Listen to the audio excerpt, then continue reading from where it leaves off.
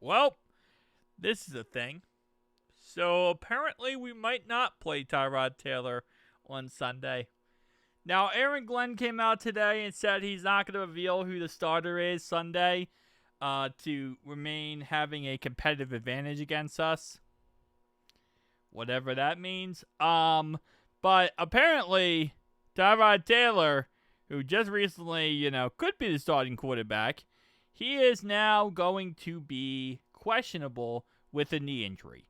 So even if he does play, which, again, there's a chance he doesn't play at this point, he's still not going to be mobile, right, because his knee injury. So he's going to be somewhat of a pocket passer, which already I don't really think Tyrod Taylor is that great of a quarterback.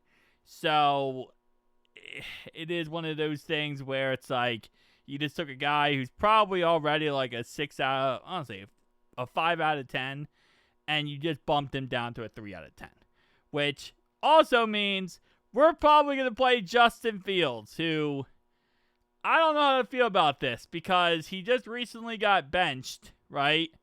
Got benched, then the whole thing with Woody Johnson came out where he bashed Justin Fields to all bloody heck. And now he potentially might be the starter because Tyrod Taylor can't play.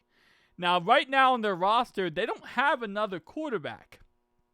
Like, they only have 2 quarterbacks on their roster. So, if they did go ahead and get somebody else, they would have to pick them up off of free agency. They would have to go to the waiver wire for that one. But at this moment in time, there just simply isn't another quarterback on this roster. Now, again, they do have a practice squad, so they'll elevate someone for the practice squad. But that's going to be interesting. If we get closer to Sunday and, Tyrod can't go, they're going to have to, obviously, they're going to have to bring up someone anyway. Because if Tyrod can't go, you can't go into a game with 1 quarterback. You need to go into a game with 2 quarterbacks. So if Tyrod can't go, they'll probably pick someone else anyway.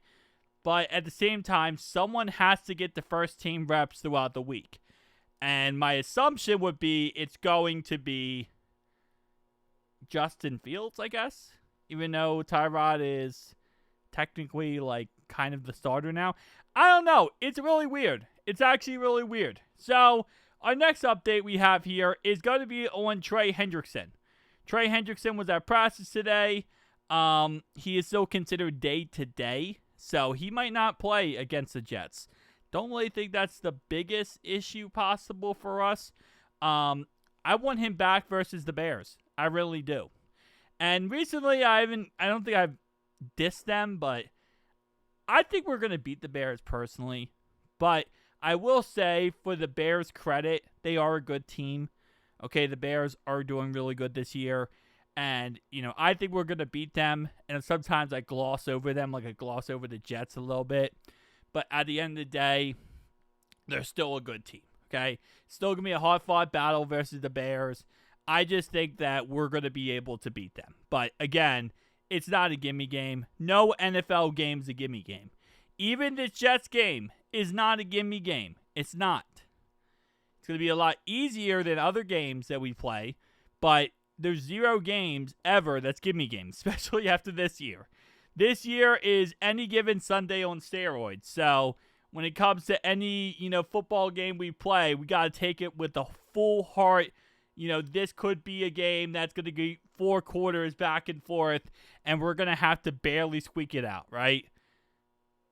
I will say, though, I'm very confident in our boys to get the job done versus the Jets. Very confident in that fun. And if we don't play Tyrod Taylor, then we're going to play Justin Fields or whoever else they bring up. My assumption is if Tyrod can't go, it's going to be Justin Fields. Like, I don't see the situation where, again, you bring someone else up, obviously as a backup, but it's Wednesday, right? They're going to find out whether or not this guy can go, Tyrod Taylor can go by Friday. The game's on Sunday. You need to have someone who could practice the whole week and know the playbook the whole week. And even if you bring someone up from your practice squad, I don't know if you're going to get them up to par quick enough to go on Sunday. So, especially when you have Justin Fields. Even though the owner trashed him, you still have Justin Fields. And he still knows your playbook. And he still knows your system. Yes, obviously he doesn't look the greatest, but still, you know, you have someone already on the roster who could play football at like, according to Woody Johnson, not at a high level, but you have someone who can at least play football who knows your system. So I'm assuming it's just going to be Justin Fields. This competitive advantage thing, I'm assuming we're processing for both guys. Like, that's kind of how it is. The whole competitive advantage of who we're going to start, who we're not going to start, it kind of is nullified when most teams that play, especially when you got Tyrod Taylor and Justin Fields, are very similar quarterbacks. They're very similar styles. They both like to run around. They both have, you know, adequate arms. They both can throw the ball down the field, but their strength is not their accuracy. Like, they're very similar built quarterbacks. Not like we have a quarterback that's a pocket passer versus a mobile quarterback. Competitive advantage in that circumstance is kind of nullified because we're going to process for both. But at the same time, we're going to process it in the context of both of those guys are mobile. Like, both those guys are not, it's not like they're completely different quarterbacks. But beside the point, guys, step down below your thoughts, opinions. See you guys in the next one. Peace.